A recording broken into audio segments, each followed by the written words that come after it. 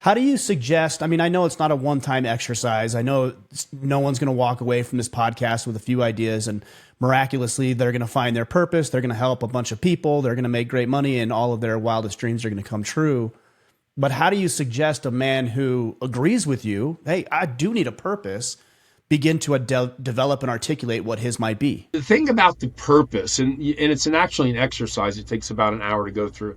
Uh, Once you have your purpose, then you have to be willing to look at your life, and then you have to eliminate those things that are not in alignment with your purpose, and then to start doing more things that actually align with your purpose.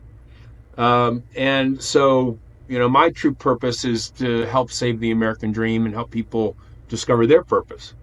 And the magic thing about that, when you really go into it and start to apply it, it's not that hard because subconsciously it's probably already in there.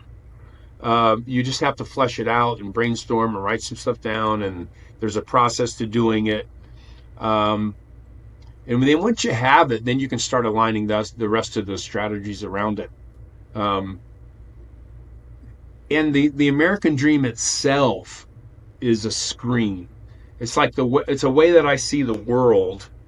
And if I didn't see the world the way it is, the screen allows you to do things other people wouldn't do and eliminate things that other people wouldn't eliminate. So having that screen of the American dream versus the opposite, which is victimhood and entitlement, that's the complete opposite realm.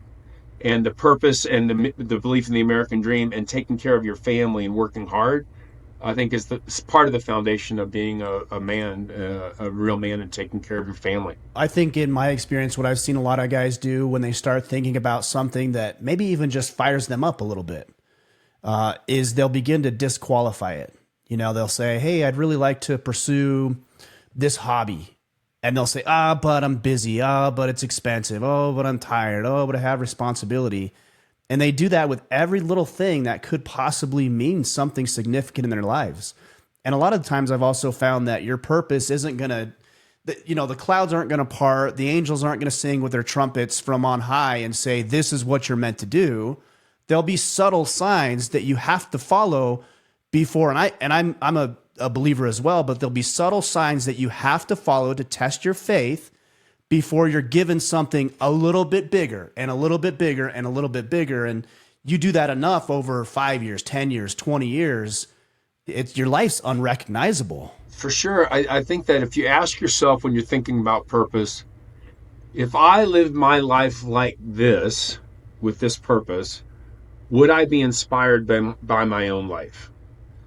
If I took the actions and had the views based on this purpose, would I be inspired? And then the other thing to know is that, look, when you define it, it won't be just like a walk in the park and soft. It'll be like people will come at you. There will be people who don't want you to be strong. There are people that don't want you to fulfill on your purpose. There are people, and that's a good sign that you actually have a good purpose. If the fact that you have detractors or people that might, especially on social media and such, people that come after you, that's probably a good sign that you're headed in the right direction.